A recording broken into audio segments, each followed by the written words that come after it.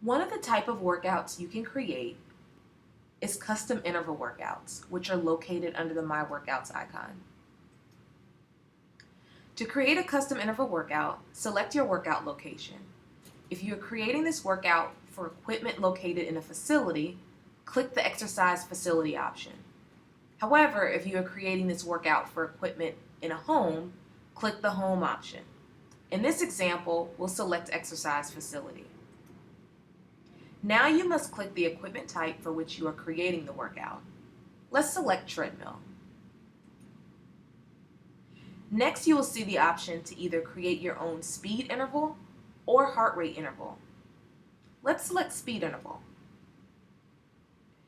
Edit the total time of your workout and enter a workout name.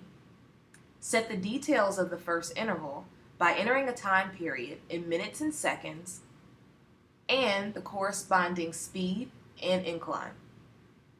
The remaining time below will reflect how much time you have left for which to program the workout. Click Add New Interval to add the next interval and continue doing this until the total time has been accounted for. In this example, that would be a full 30 minutes. There are also interval add and deletion shortcuts that you can use to edit the workout flow. Once you have entered all your desired intervals, click Save.